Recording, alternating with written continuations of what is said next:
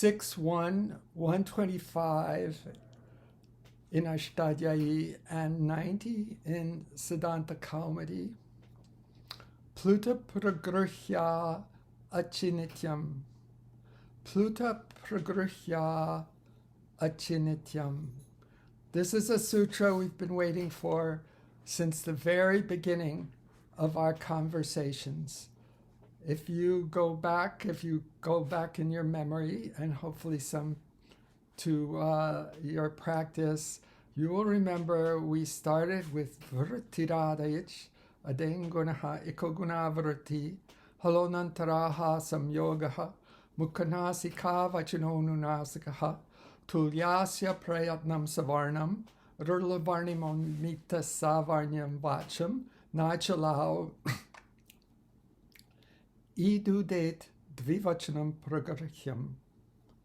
Idudet dvivachanam pragrahyam.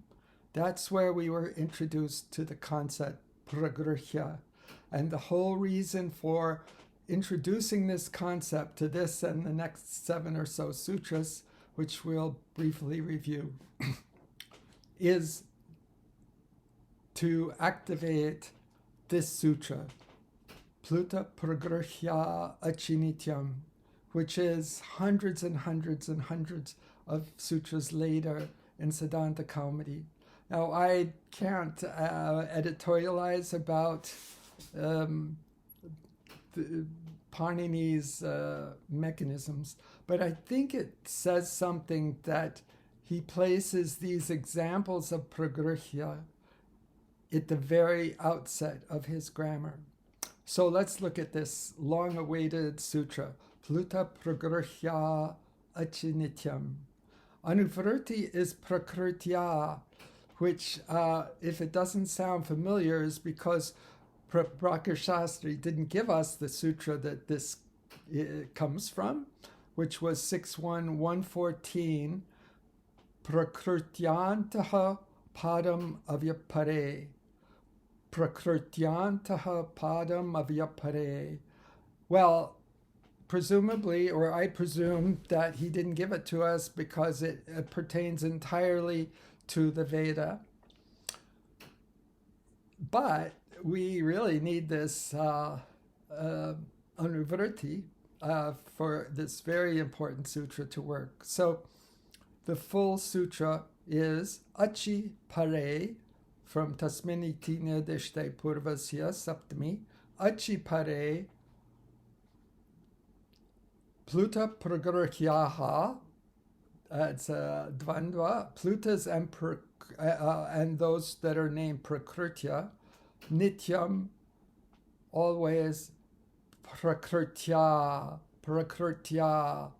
syuhu.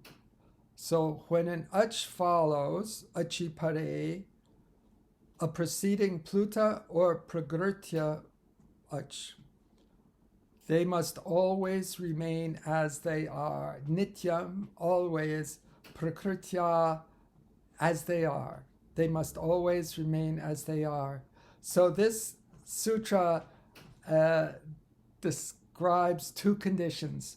And right now we're only going to talk about the straightforward, the more obvious one, pluta. We know what pluta is because of ukalo jrasvadirga plutaha. Ukalo jrasvadirga plutaha. So an example is Krishna atra. Krishna atra remains nityam, always as it is, prakritya. In other words, it remains Krishna atra. Now, this is related to the sutra which we will come to before too long, Vakyasya tehe plut udataha. Vakyasya tehe plut udataha. So that's the best I can do with an udata pluta. Krishna atra. So that's it for Pluta pragrahya achinityam. In a next video, I am going to go into more detail into what grammarians call prakritya sanya. Prakritya sanya, the ones named Prakritya, and we will review them a bit one by one.